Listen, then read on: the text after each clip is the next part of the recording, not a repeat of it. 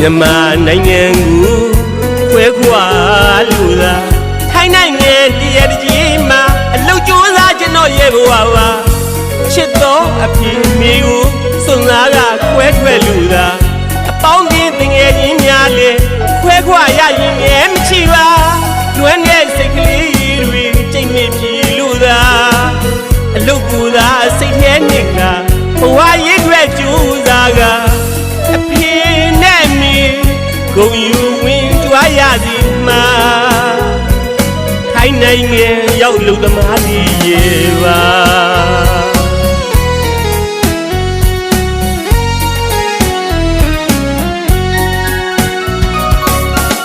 မြန်မာနိုင်ငံကိုခွဲခွာလို့သာထိုင်းနိုင်ငံတရကြီးမှာအလုတ်ကြိုးစားကျွန်တော်ရဲ့ဘဝပါချစ်တော်မိမိကိုစွန့်စားကခွဲထွက်လို့သာအပေါင်းချင်းတငယ်ချင်းများလေခွဲခွာရရင်ငယ်မချီပါလွမ်းတဲ့စိတ်ကလေးတွေကြိတ်မိပြီလို့သာအလုတ်ကိုသာစိတ်ထဲနှစ်ကဘဝရေးအတွက်ကြိုးစားကအဖေနဲ့မိဂုံယူဝင်ကြွားရစီမှာထိုင်းနိုင်ငံရောက်လို့သမားလေးရေပါ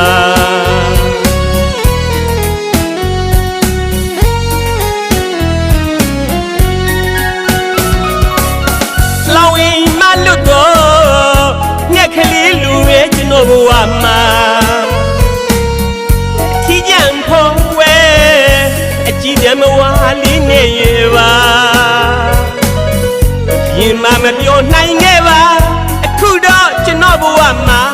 တစ်ဖြည်းဖြည်းပေါင်းတင်တငယ်ချင်းများလားပြောရမှမနေရပါတော်ရမှာပဲနေရလို့သာထိုင်းနိုင်ငံတငယ်ချင်းများနဲ့ကျွန်တော်ပြောနေတာအဖေနဲ့အမေမြန်မာပြည်ကတငယ်ချင်းတွေပါတနေ့မှမိမရမတရားရင်မြဲမှာတတိယလွန်နေတာ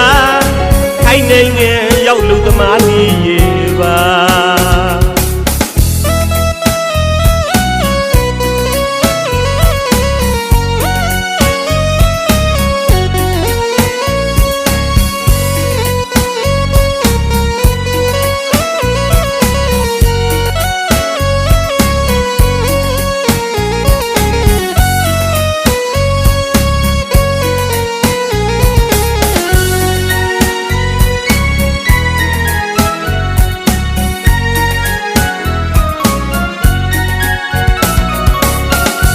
မြန်မာနိုင်ငံကို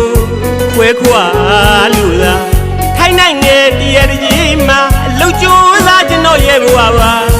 ချစ်တော်အဖေမိကိုစွန့်စားကခွဲထွက်လို့သာအပေါင်းချင်းတငယ်ချင်းများလေခွဲခွာရရင်ငယ်မချီပါတွန်းတဲ့စိတ်ကလေးတွေကြိတ်မိပြီလို့သာအလုတ်ကိုသာစိတ်ထဲနှစ်ကဘဝရေးအတွက်ကြိုးစားကဂုံယူဝင်ကြွားရစီမှာ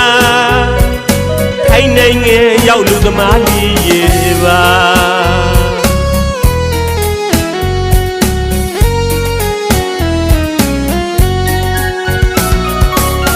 လောင်ရင်မလွတ်တော့ညက်ကလေးလူရဲ့ကျွန်တော်ဘဝမှာအထီးကျန်ဖို့ဝဲအကြည့်တမဝါလေးနေရပါရင်မမပြောနိုင်ခဲ့ပါအခုတော့ကျွန်တော်ဘဝမှာတစ်ဖြည်းဖြည်းပေါင်းတင်တငယ်ချင်းများလား